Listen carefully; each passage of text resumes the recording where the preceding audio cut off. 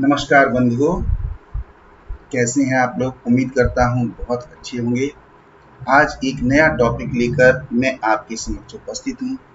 आज का टॉपिक है भारत का राष्ट्रीय आंदोलन 1905 से 1919 ईस्वी, उग्रवादी चरण या गरम दल। इससे पहले मैंने आपको भारत के राष्ट्रीय आंदोलन के संबंध में प्रथम चरण के बारे में आपको बताया था, जिसमें उदारवादी आंदोलन चलाया गया था। इस आंदोलन की क्या कारण थे, कैसे चला, उनकी क्या साधन थे, क्या उनकी गतिविधियां थी, क्या उनकी मांगे थी, किस तरीके से उन्होंने काम किया, इन सारी बातों पर मैंने आपको उस वीडियो में बताया था। आज आपको बताएंगे कि ये जो उग्रवादी चरण है या जिनको गरम दल कहा जाता है, तो उसने किस तरीके से अपनी गतिविधियां चलाई, किस तरीके से अपनी मांगे रखी, किस तरीके से संघर्ष किया, इसके बारे में बात करेंगे। लेकिन सबसे पहले ये जानने की कोशिश करते हैं कि आखिर वे कौन से कारण थे, वे कौन सी परिस्थितियां थी जिसके कारण भारत का जो उदारवादी आंदोलन चल रहा था वो उग्रवादी हो गया। कहने का मतलब है वो संघर्ष के लिए तैयार हो गया। तो जहां पर हम विनम्रता से बात कहते थे, वहीं पर संघर्ष करने के लिए तैयार हो गए। तो आखिर वे कौन सी परिस्थितियां थी, आइए इन पर एक एक परिस्थिति पर विचार करेंगे। तो वीडियो शुरू करते हैं। इससे पहले वीडियो शुरू करें, आपने अगर हमारा चैनल अभी तक सब्सक्राइब नहीं किया है, सब्सक्राइब जरूर कर लीजिए, क्योंकि बहुत अच्छी वीडियो आपके लिए हम लाते रहेंगे। और वीडियो को अंत तक जरूर देखिए, क्योंकि मैंने एक एक बिंदु पर बहुत ही गहनता से और गंभीरता से विचार करने के बाद प्रस्तुत किया है। बिल्कुल आपके दिमाग में कॉन्सेप्ट क्लियर हो जाएगा कि आखिर वे कौन से कारण थे जिनसे कि उग्रवादी आंदोलन शुरू हुआ। तो आइए विचार करते हैं। तो सबसे पहला कारण, सबसे पहली परिस्थिति जो थी वो थी अंग्रेजी शासन की वस्तु स्थिति समझ जाना। भारत के लोग अंग्रेजी शासन की नीति और नियति दोनों को समझ चुके थे, क्योंकि अभी तक जो भारत के लोग थे, जो हमारा उदारवादी आंदोलन चल रहा था, वो अंग्रेजों की न्यायप्रियता में, अंग्रेजों की ईमानदारी में पूरा विश्वास रखते थे और पूरा सहयोग कर रहे थे। लेकिन इसके बावजूद अंग्रेज जो है वो भारतीयों के साथ अच्छा रवैया नहीं अपना रहे थे। तो सरकार का भारत के प्रति उदासीन रवैया, उनका भारत के प्रति उदासीन रवैया था। कोई भी मांग लेकर के जाते थे, कोई भी सुधार की बात लेकर के जाते थे, तो वो सुन लेते थे और उस पर कोई विचार नहीं करते थे, गंभीरता नहीं दिखा रहे थे। अगली बात थी 1892 ईस्वी के भारत परिषद अधिनियम से असंतुष्टि। जो 1892 ईस्वी में एक अधिनियम पारित किया था ब्रिटिश सरकार ने, और उसका नाम था भारत परिषद अधिनियम। इस अधिनियम के अंतर्गत कुछ व्यवस्थाएं की गई थी, जिन व्यवस्थाओं से ये उम्मीद जगी थी कि भारत के प्रति अंग्रेजों की नीति थोड़ी बदलेगी और भारत को प्रशासनिक अधिकार दिए जाएंगे और भारतीयों की सरकार में भागीदारी, शासन में भागीदारी बढ़ाई जाएगी। मगर ऐसा कुछ हुआ नहीं, जिससे कि भारतीय लोग संतुष्ट नहीं थे। अगली बात, 1857 ईस्वी में तिलक को कठोर कारावास। जब अंग्रेज नीतियों का भारतीयों ने विरोध करना शुरू किया, तो जो लीडर्स आगे चल रहे थे, जो खिलाफ बोल रहे थे, ऐसे लोगों को पकड़ लिया गया। और इनमें से तिलक प्रमुख व्यक्ति थे, बाल गंगाधर तिलक जी, जो जेल में रहे थे। 18 महीने के लिए इनको जेल में डाल दिया गया था और कठोर कारावास दिया गया था। यद्यप जेल में रहते हुए इन्होंने अपने विचारों को लिखा था। गीता रहस्य नामक पुस्तक इन्होंने लिखी थी। अगली बात थी चुनाव प्रणाली लागू न करना। 1892 की परिषद अधिनियम में चुनाव से संबंधित व्यवस्थाएं की गई थी। अब देखिए क्या था कि चुनाव में भारतीयों को बहुत ज्यादा अधिकार प्राप्त नहीं थे। सभी को वोट देने का अधिकार नहीं था। चंद लोगों को वोट देने का अधिकार था, वो भी आर्थिक आधार पर था। तो कहने का मतलब ये है कि वो चुनाव प्रणाली भारतीयों के लिए किसी तरीके से हितकारी नहीं थी और उसको भी वो लागू करने के लिए तैयार नहीं थे। और इसमें अगली बात जो थी वो थी भारतीयों पर दंडात्मक नीति। भारतीयों के प्रति जो अंग्रेजों ने नीति अपनाई थी वो दंड देने की अपनाई थी कि यदि कोई भी भारतीय किसी तरीके की शिकायत करता है सरकार के संबंध में या किसी तरीके की मांग करता है अधिकारों की या कोई और बैठकें करता है, सभाएं करता है, तो उनके प्रति दंडात्मक नीति अपनाते हुए पकड़ करके उनको जेल में डाल दिया जाता था या उनकी मारपीट की जाती थी। तो इन सारी बातों से ये स्पष्ट होता है कि अंग्रेजों की जो नीति थी वो नीति अब भारतीयों की समझ में आ चुकी थी और जिसके कारण से अब भारतीय अंग्रेजों की उन मीठी बातों में आने वाले नहीं थे। दूसरा कारण, सामाजिक एवं धार्मिक जन जागरण। बड़ी तेजी के साथ 19वीं सदी में सामाजिक और धार्मिक सुधार हुए थे। इसमें राजा राम मोहन राय, जिनको कि भारत का सामाजिक पिता कहा जाता है, उन्होंने शुरुआत की थी और ब्रह्म समाज, आत्मीय समाज, ये संस्थाएं उन्होंने बनाई थी। इसके बाद स्वामी दयानंद सरस्वती के द्वारा आर्य समाज की स्थापना की गई 1875 ईस्वी में। इससे पहले 1828 ईस्वी में ब्रह्म समाज की स्थापना की गई थी। प्रार्थना समाज की स्थापना की गई। इसके बाद रामकृष्ण मिशन, जो कि स्वामी विवेकानंद जी ने शुरू किया था। इसके अलावा भी बहुत सारी संस्थाएं थी, बहुत सारे लोग थे, ईश्वरचंद्र विद्यासागर थे और तमाम लोग थे जो कि समाज को जागृत करने का प्रयास कर रहे थे और भारत के प्राचीन गौरव को आगे लाने का प्रयास कर रहे थे ताकि लोग जागृत हो सकें। तो लोग अब जागृत हो भी गए थे और जो बहुत सारी आपसी कटुता थी वो कम हो चुकी थी, और एकता की भावना बढ़ी थी, जिससे कि अब भी अंग्रेजों के खिलाफ खड़े होने के लिए तैयार थे। अगली बात, 1893 ईस्वी में शिवाजी उत्सव और गणेश पूजा का आयोजन किया गया। बाल गंगाधर तिलक ने 1893 ईस्वी में शिवाजी उत्सव महाराष्ट्र में मनवाया और गणेश पूजा की शुरुआत करवाई। तो ये एक तरीके से बहाना तो उत्सव का था, पूजा का था, लेकिन सब इसके पीछे का जो उद्देश्य था वो ये था कि समाज के लोगों को संगठित करके सरकार की नीतियां बताई जाएं और उनके खिलाफ एकजुट किया जा सके। अगली बात, अरविंद घोष, बाल गंगाधर तिलक या बंकिम चंद्र चटर्जी जैसे लोग थे जिन्होंने अपने लेखन के द्वारा लोगों को जागृत किया था। बाल गंगाधर तिलक ने गीता रहस्य नामक पुस्तक लिखी थी। अरविंद घोष ने भारतीय दर्शन पर बहुत अच्छी पुस्तकें लिखी, बहुत अच्छी चर्चाएं की। बंकिम चंद्र चटर्जी ने आनंद मठ लिखा और उसने वंदे मातरम जैसा गीत लिखा जो कि बाद में भारत गीत के रूप में प्रसिद्ध हुआ। तो ये जो सारी चीजें थी ये लोगों को उत्साहित कर रही थी, उनका जोश बढ़ा रही थी। अगली बात, साहित्यकारों द्वारा राष्ट्रवादी साहित्य लिखा जाना। जो इस समय साहित्यकार थे, चाहे वो उर्दू के साहित्यकार हों, चाहे वे हिंदी के साहित्यकार हों, चाहे वे अंग्रेजी के साहित्यकार हों, बहुत सा साहित्यकार राष्ट्रवादी लिखा गया, जैसे भारतेंद्र हरिश्चंद्र जी, महावीर प्रसाद द्विवेदी, प्रताप नारायण मिश्र, शिवदान सिंह बदान जैसे लोग थे जो हिंदी में लिख रहे थे। प्रेमचंद, जिन्होंने कि धनपत राय के नाम से पहले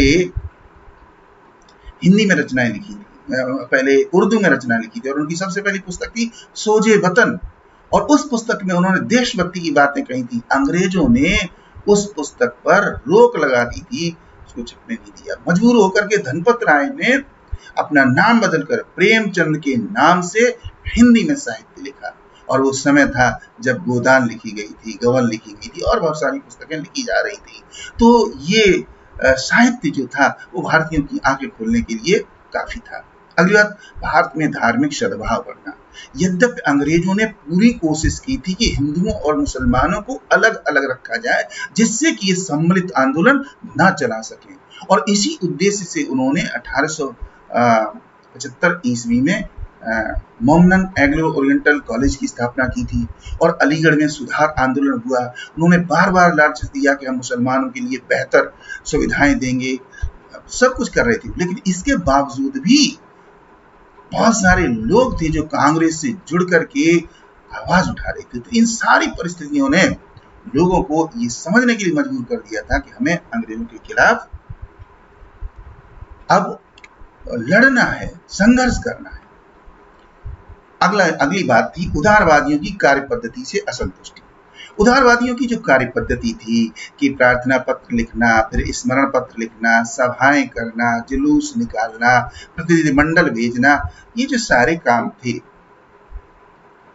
इन कामों से कुछ हासिल नहीं हो पा रहा था, इन पद्धतियों से कुछ हासिल नहीं हो पा रहा था, क्योंकि अंग्रेज बहुत आलोचना कर रहे थे। उसमें जो वायसराय थे वो बहुत कह रहे थे अरे ये तो इसी तरीके के सम्मेलन होते रहेंगे। ये डफरिन ने तो यहाँ तक, लॉर्ड डफरिन जो कि वायसराय थे, उन्होंने तो यहाँ तक कह दिया था कि कांग्रेस जो है वो अल्पसंख्यक लोगों की एक सभा है और इससे ज्यादा कुछ नहीं है। तो कहने का मतलब है, और जो उनकी नीतियां थी उदारवादी को, उनको राजनीतिक भिक्षावृत्ति कहा गया। जो भारत में नए जोशीले नेता आ रहे थे, आगे राष्ट्रवादी नेता, उन्होंने उदारवादियों की नीति को राजनीतिक भिक्षावृत्ति कह दिया। लाला लाजपत राय कहते थे कि रोटी के स्थान पर पत्थर मिलने की बात करना, कि अंग्रेजों के सामने आप झोली फैलाएंगे और आप रोटी की उम्मीद करेंगे, आपको रोटी नहीं मिलेगी, आपको पत्थर मिलेंगे। ऐसा लाला लाजपत राय ने यंग इंडिया जो पुस्तक लिखी थी उसमें ऐसा कहा था। इसके बाद जो गोपाल कृष्ण गोखले जो कि उदारवादियों के प्रमुख नेता थे, वो स्वयं कांग्रेस के बारे में कहते हैं कि छुट्टियों में मनोरंजन की संख्या उन्होंने दी। छुट्टियों में मनोरंजन कहने का मतलब है अब कांग्रेस की बैठकें, कांग्रेस के अधिवेशन बहुत महत्वपूर्ण नहीं रह गई हैं, वो केवल छुट्टियों में मनोरंजन करने की मात्र की समान है। इसका मतलब है कि उदारवादियों की नीति बहुत ज्यादा अप्रभावशाली नहीं रही थी। अगली बात, उदारवादियों की प्रार्थना पत्र, स्मरण पत्र, सभाएं और बैठकें करने की नीति विफल होना। जैसा कि मैंने आपको बताया, ये जितने भी साधन वो अपना रहे थे सब विफल हो चुके। और अगली बात, अंग्रेजों द्वारा उदारवादियों का उपहास करना। जब चाहे जब अंग्रेज जो है भारतीयों का उपहास करते थे हैं, और भारतीयों को हीन मानव कहते थे, हेय दृष्टि से देखते थे, हीन मानव कहते थे। तो ये सारी बात थी जिसके कारण से उदारवादियों की नीति से अब लोग असंतुष्ट थे। अगली बात, प्राकृतिक प्रकोप एवं अकाल। अब ये वो दौर था कि एक तरफ तो भारत का राष्ट्रीय आंदोलन उदारवादी स्वरूप में चल रहा है, दूसरी तरफ भारतीय जनता को अत्यंत दयनीय स्थिति से गुजरना पड़ रहा है। वो भूखे प्यासे नंगे बेघर इधर उधर भटक रहे हैं। आपको बताएं कि 1875 ईस्वी से लेकर 1900 ईस्वी तक 16 बार भारत में अकाल पड़ा था। और अकाल ऐसा वैसा नहीं था, बहुत भयंकर भुखमरी फैली थी। लोगों ने कुत्ते बिल्ली जानवरों को मारकर खाना शुरू कर दिया था। और बंगाल में तो ये हालात पैदा हो गए थे कि इतिहासकार लिखता है कि लोग अपने बच्चों तक को मारकर खा गए थे। तो आप समझ सकते हैं कि कितनी दयनीय स्थिति थी भारत की। और उसी समय भारत में प्लेग और मलेरिया जैसी बीमारियां फैली थी, जिससे स्थिति और चिंताजनक हो गई थी। अब ऐसे में भारत के लोग ये उम्मीद कर रहे थे कि सरकार कुछ स्वास्थ्य सुविधाएं उपलब्ध कराएगी, कुछ दवाओं इत्यादि की व्यवस्था करवाएगी, जिससे कि लोग ठीक हो सकेंगे। परंतु मालूम सरकार ने क्या काम किया? सरकार ने कहा कि प्लेग चूहों से फैलती है और चूहे घरों में रहते हैं, इसलिए घरों को गिरवा दो, मकानों को गिरवा दो, तो चूहे खत्म हो जाएंगे और प्लेग खत्म हो जाएगी। तो ऐसी मूर्खतापूर्ण नीति अंग्रेजों ने अपनाई जो अत्यंत क्रूशियल थी, अत्यंत क्रूर थी, निर्दयी थी। उस समय एक कमीशन भी बनाया गया था और अनेक अधिकारी नियुक्त किए गए थे, जिसमें से एक अधिकारी थे जिनको प्लेग कमिश्नर बनाया गया था, मिस्टर रैंड। तो मिस्टर रैंड ने तो एक कदम और आगे बढ़ते हुए क्या किया कि लोगों के कपड़े जलवा दिए। ये कहा कि इन कपड़ों में वो वायरस छिपा हुआ है जिससे कि प्लेग पैदा होगी, लिहाजा कपड़े जलवा दो। अब आप सोच सकते हैं, लोगों के मकान गिरवा दिए, लोगों के कपड़े जलवा दिए, लोग भूखों घूम रहे हैं, मर रहे हैं, दयनीय स्थिति है। तो ऐसी चीजें मरता क्या न करता, विभक्तम किम न करोति पापम। इसलिए हिंदुस्तान के लोग अब गिड़गिड़ाने के लिए नहीं, लड़ने के लिए तैयार हो गए। तो इन प्राकृतिक प्रकोपों ने लोगों को बाध्य कर दिया इस तरीके से सोचने के लिए। अगली बात, अंग्रेजों की शोषण करने की नीति। एक तो वैसे ही प्रकृति के मारे हुए हैं, ऊपर से अंग्रेजों की policy of exploitation, policy of exploration, policy of exploitation, policy of discrimination, policy of disparity, इस तरीके की जो अंग्रेजों की नीतियां थीं, उन नीतियों ने हिंदुस्तानी जमीर को हिलाकर रख दिया था।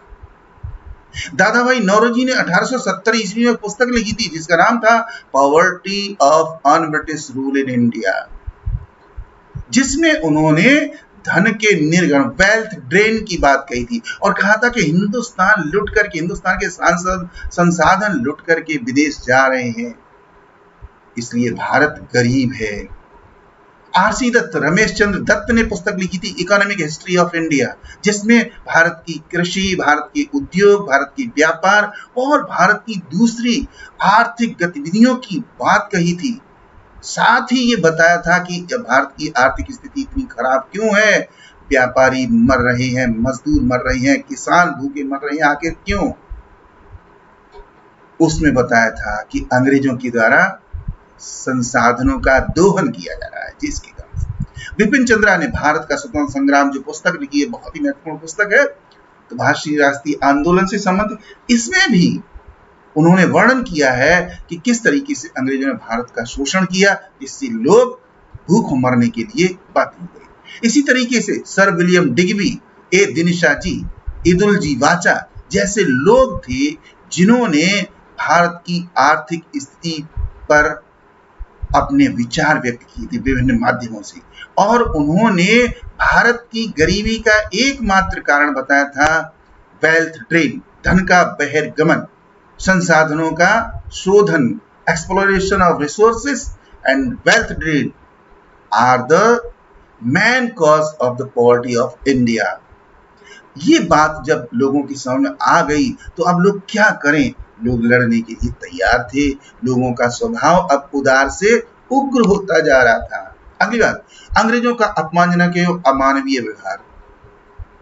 अंग्रेज अपने आप को दुनिया का सर्वश्रेष्ठ वंशज, दुनिया का सर्वश्रेष्ठ मानव समूह मानते थे, जिसके कारण से उनके अंदर जातिगत कटुता थी, रंग भेद था उनकी भावनाओं के अंदर, और उसका परिणाम ये था कि वो अत्यंत घृणास्पद व्यवहार करते थे और हीन जातियों पर विधि विहीन शासन स्थापित करना। एक अंग्रेज व्यक्ति ने लिखा है, हीन जातियों पर विधि विहीन शासन, यानी कि जो डिप्रेस्ड लोग हैं, अनसिविलाइज्ड लोग कहा उसने इंडियंस को, उनके ऊपर विदाउट रूल शासन किया जाए, विदाउट लॉ शासन किया जाए, बिना कानून के शासन किया, यानी कि जो कह दो, जो जितने का उनका शोषण करो, जैसे उनको मारो पीटो, जैसे उनसे कहो उस तरीके, कोई कानून नाम की चीज नहीं है। ये बात थी।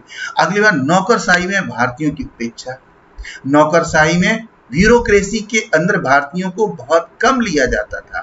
यद्यपि आईसीएस की परीक्षा शुरू हो चुकी थी, कुछ लोग आईसीएस बन भी चुके थे, और मैं आपको बताऊं कि इस समय लगभग 50 हिंदुस्तानी लोग भारतीय असैनिक सेवा में थे, जिनको अंग्रेजों की कोशिश थी कि इनको धीरे धीरे कम करके इनको निकाला जाए और इनको केवल 10 की संख्या रखी जाए। ये तो उस सेवा के लिए था, लेकिन उससे जो छोटी सेवाएं थी, उन सेवाओं में भी भारतीयों की उपेक्षा की जा रही थी। अगली बात, यात्रा करते समय, भोजनालय में, रेस्टोरेंट में जाते समय, सड़कों पर चलने पर रोक लगा दी गई थी, यानी यात्रा में प्रथम श्रेणी की डिब्बे में यात्रा नहीं कर सकते थे, रेस्टोरेंट में जाकर भोजन नहीं कर सकते थे, और जिन शहरों के अंदर जो अंग्रेजों की बस्तियां होती थी, वहां पर सड़कों पर नहीं जा सकते।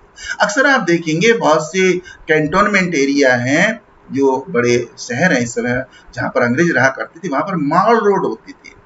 उन मॉल रोड पर भारतीयों को चलने का अधिकार नहीं था।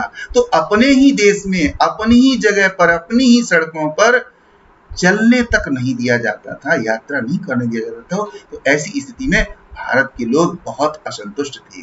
डॉक्टर BS मुंज नामक व्यक्ति लिखते हैं, विद्वान लिखते हैं कि हमारे शासक हमें मानव नहीं समझते, यानी अंग्रेज भारतीयों को मानव तक नहीं समझते थे। उनको कहते थे इंडियन डॉग्स, इंडियन वेसेज, यानी इस तरीके के अपमानजनक शब्दों का उपयोग करते थे और जानवरों जैसा व्यवहार करते थे, जिसको भारतीय आखिर कब तक सहन करें। तो अब वो किसी न किसी समय तो मुड़कर खड़े हो जाएंगे, खड़े होने के लिए तैयार थे। अगली बात, विभिन्न वायसरायों की प्रतिक्रियावादी नीति। जो वायसराय हिंदुस्तान में आते थे, वो अपनी एक नई ऐसी पॉलिसी लेकर के आते थे कि किस तरीके से हिंदुस्तानियों का दमन किया जा सके, शोषण किया जा सके और ब्रिटिश साम्राज्य को और मजबूत बनाया जा सके। जब कांग्रेस की स्थापना हो गई तो उस समय लॉर्ड डफरिन थे। लॉर्ड डफरिन के बाद फिर और कई लोग आए, और एल्गिन थे, लॉर्ड कर्जन थे। तो ये जितने भी वायसराय थे, इन सब ने बहुत अधिक दमन किया। इसी समय बाल गंगाधर तिलक को पकड़ करके कठोर सजा दी गई, उनको जेल में डाल दिया गया। चापेकर बंधु थे जो कि बहुत ही तेजी के साथ लड़ रहे थे, अंग्रेजों के साथ संघर्ष करने को तैयार थे, उनको पकड़ करके प्राण दंड दे दिया गया, उनको सजा दे दी गई। बाल गंगाधर तिलक जी को 18 माह का कारावास दिया गया था, बताया आपको। और लॉर्ड कर्जन ने एक बार कलकत्ता विश्वविद्यालय की दीक्षांत समारोह में बोलते हुए यहां तक कह दिया कि भारत में राष्ट्र नाम की कोई चीज नहीं है। ये भारतीयों के लिए बहुत बड़ा सबक था कि हिंदुस्तानी लोग जो अभी तक उदारवादी प्रवृत्ति को अपनाकर सहयोग कर रहे थे, और सरकार का सबसे बड़ा व्यक्ति लॉर्ड कर्जन, जो कि उस समय वायसराय था, वो कह रहा है कि भारत में राष्ट्र है ही नहीं। ये हमारे लिए चुनौती थी। इसका मतलब था कि हमको एकजुट हो जाना है, हमको लड़ने के लिए तैयार होना है। अरे लॉर्ड कर्जन ऐसे कार्य कर रहे हैं। तिलक ने कहा था उनके बारे में, लॉर्ड कर्जन के बारे में, लॉर्ड कर्जन ऐसे कार्य कर रहे हैं जैसे कभी भारत में औरंगजेब ने किए थे। तो लॉर्ड कर्जन की तुलना औरंगजेब से तिलक ने की थी। तो इस तरीके से वायसराय की जो नीति थी बहुत ही घातक थी भारत के लिए। अगली बात, अगला कारण, समकालीन अंतर्राष्ट्रीय घटनाएं। अब हमारे देश के अंदर तो जो कुछ भी घटित हो रहा था वो मैंने आपको बताया। इसी समय अंतर्राष्ट्रीय स्तर पर भी बड़ी हलचल हो रही थी, और वो क्या थी? अफ्रीकी देशों में अंग्रेज विरोधी लहर पैदा होना। अफ्रीका में भी अंग्रेजों के कई उपनिवेश थे और वे लोग भी परेशान हो चुके थे, तो वहां पर भी आवाज उठने लगी थी। परेशान होकर के वे लोग भी अंग्रेजों के विरुद्ध खड़े होने शुरू हो गए थे। इसके बाद मिस्र, तुर्की, ईरान और रूस में राष्ट्रवादी आंदोलन शुरू हो चुका था। रूस में तो 1905 ईस्वी में क्रांति हुई थी, और 22 फरवरी 1905 को रूस में मॉस्को में एक चौक के ऊपर गोली चलवा दी थी वहां के राजा ने, निकोलस ने, और इसीलिए उस 22 फरवरी को ब्लडी संडे के नाम से जाना जाता है, खूनी रविवार। उस दिन रविवार था, इसलिए इसे खूनी रविवार कहा जाता है। तो इस तरीके के आंदोलन दूसरे देशों में भी चल रहे थे, जो आंखें खोलने के लिए तैयार थे कि जब रूस के लोग अपने राजा के खिलाफ, राजसत्ता के खिलाफ खड़े हो सकते हैं, वो अत्याचार सहने को तैयार नहीं। मिस्र, तुर्की, ईरान खड़े हो सकते हैं, तो क्या भारत के लोग नहीं लड़ने के लिए खड़े हो सकते हैं? इसका बड़ा प्रभाव पड़ा। इथोपिया, जिसका कि उस समय नाम एबिसिनिया था, ये मध्य अफ्रीका का एक छोटा सा देश था, बहुत गरीब देश। वहां पर इटली का शासन था, तो वहां के लोग इटली के खिलाफ खड़े हो गए और 1896 ईस्वी में उन्होंने इटली को हरा दिया, इटली इस ताकत को हरा दिया। कहने का मतलब है कि अब साम्राज्यवादी शक्तियों की हार शुरू हो चुकी थी। एक और उदाहरण था जापान द्वारा रूस पर विजय प्राप्त करना 1905 ईस्वी। 1905 ईस्वी में जापान जैसा छोटा देश, जो द्वीपों वाला देश था, जिसके पास बहुत बड़ी सेना भी नहीं थी, और रूस जो कि दुनिया का उसमें सबसे बड़ा देश था, उस पर आक्रमण कर देता है। और रूस की आंतरिक स्थिति अच्छी न होने के कारण, राजा शक्तिशाली न होने के कारण से रूस की पराजय हो जाती, दुनिया का सबसे बड़ा देश, और जापान जैसे छोटे देश से हार जाता है। ये हिंदुस्तानियों के लिए बहुत बड़ा सबक था कि इतना बड़ा हिंदुस्तान अंग्रेजों जैसी छोटी शक्ति से लड़ नहीं सकता। क्या लड़ सकता है, मगर क्या करना होगा? संघर्ष करना होगा उसके लिए। अगली बात की, यूरोप की अजेयता का तिलिस्म टूट गया। इटली के हार जाने से, रूस के हार जाने से और इंग्लैंड के खिलाफ अफ्रीका में विरोधी लहर फैल जाने से ये स्पष्ट हो चुका था कि यूरोपीय देशों को भी हराया जा सकता है, क्योंकि अब तक ये तिलिस्म छाया हुआ था कि यूरोप के देशों को हराया नहीं जा सकता है। तो इन अंतर्राष्ट्रीय घटनाओं ने हिंदुस्तान के लोगों को संघर्ष के लिए खड़ा कर दिया, उन्हें उदारवादी से उग्रवादी बना दिया। आगे देखते हैं लॉर्ड कर्जन की दमनात्मक नीति। Crucial policy of Lord Curzon. Lord Curzon 1899 ईस्वी में हिंदुस्तान का वायसराय बनकर के आया था। मैंने आपको बताया कि वायसराय जो भी आता था वो नई पॉलिसी लेकर के आया था। उसने भारत में आकर के बहुत सारे काम किए, और काम तो वो किए थे सुधार के नाम पर, लेकिन उनके पीछे छिपी हुई नीति थी कि किस तरीके से भारत पर और ज्यादा शिकंजा कसा जा सके।